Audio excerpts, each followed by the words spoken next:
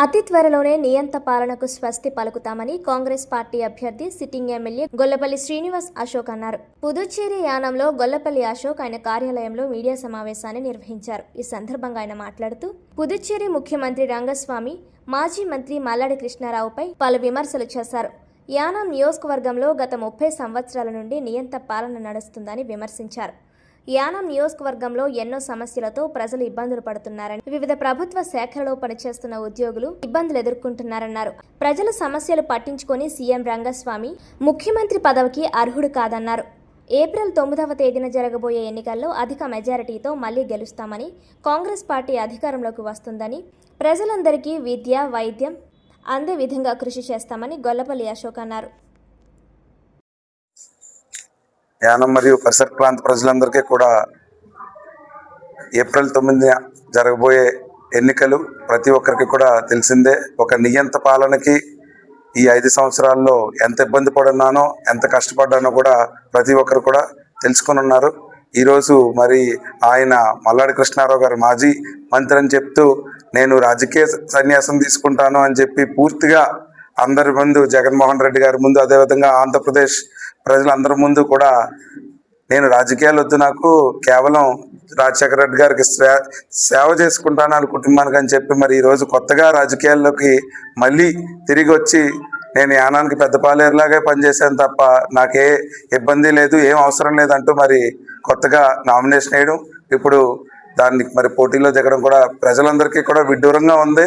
ప్రజలు ఆలోచించుకోవాల్సింది కూడా కేవలం ఒకటే, ఈ 30 సంవత్సరాలు అంటే 25 సంవత్సరాలు ఆయన రాజకీయ జీవితం, అదేవిధంగా ఈ 5 సంవత్సరాలు కేవలం ప్రజలు నన్ను ఒక మ్యాండేట్ ఇచ్చి గెలిపించినా కూడా ఏ విధుల్ని కూడా నిర్వర్తించకుండా, ఏది కూడా జరగనివ్వకుండా అన్ని రకాల ఇబ్బందులతో కష్టపెడుతూ చివరికి ఆఖరికి మే 16 కోడ్ ఆఫ్ కాండక్ట్ వచ్చే రోజు కూడా అక్కడ చీఫ్ మినిస్టర్ గారు వస్తే పొద్దున్న 8 గంటల నుంచి రాత్రి మధ్యాహ్నం 1 గంట వరకు కూడా పెన్షన్ డిస్ట్రిబ్యూషన్కి, ల్యాప్టాప్ డిస్ట్రిబ్యూషన్స్కి, చివరి నిమిషం వరకు కూడా సొంత ప్రయోజనాలకి ఏదో ఒక పదవి అలంకరణ తప్ప ఈ పేద ప్రజల్ని, యానం ఓటర్స్ని ఇబ్బంది పెడుతూనే ఉన్నారు. ప్రజలందరూ కూడా ఈ 5 సంవత్సరాల్లో యానం శాసనసభ్యుడిగా నేను ఎన్నికైన అయిన తర్వాత కూడా ఏదో ఒకటి సాధించాలి, ఏదో ఒకటి సాధిస్తాడని ఒక ఆశతో నా పైన నాకు ఓటు వేయడం జరిగింది.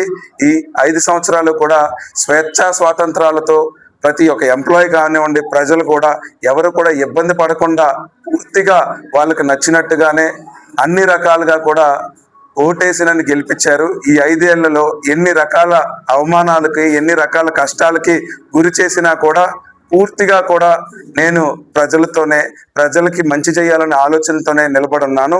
కావున మేమే కానీ ఈసారి మాత్రం స్వస్తి సార్, ఆ వ్యక్తికి స్వస్తి. ఆ రోజు ఎలా చెప్పానో మళ్ళీ అదే చెప్తున్నాను.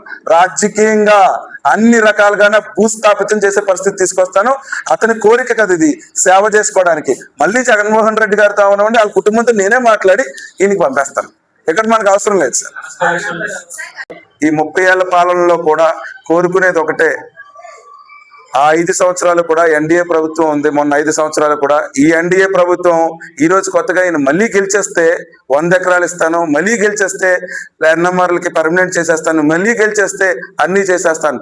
మొన్న 5 ఏళ్ళు కూడా ఈ గవర్నమెంటే ఉంది, మొన్న 5 సంవత్సరాలు కూడా ఈయన అన్నీ చేసి ఉండొచ్చు, ఇప్పుడు గెలిస్తే చేసేస్తాను అనడంలో పైన సెంట్రల్ గవర్నమెంట్ లో బీజేపీ ఉంది, కింద కూడా ఎన్డీఏ ఉంది. రెండు కూడా పూర్తిగా కూడా ఆయన అన్న గవర్నమెంట్ ఉన్నప్పుడు మరి ఇప్పుడు కొత్తగా గెలిస్తేనే ఓటేస్తేనే చేసేస్తాను. సంఘ మీటింగులు పెడుతున్నారు, లేకపోతే కుల మీటింగులు పెడుతున్నారు, లేకపోతే అన్ని రకాల ఎంప్లాయీస్ తో విడివిడిగా సీక్రెట్ గా మీటింగులు పెట్టుకుని చేస్తున్నారు కదా.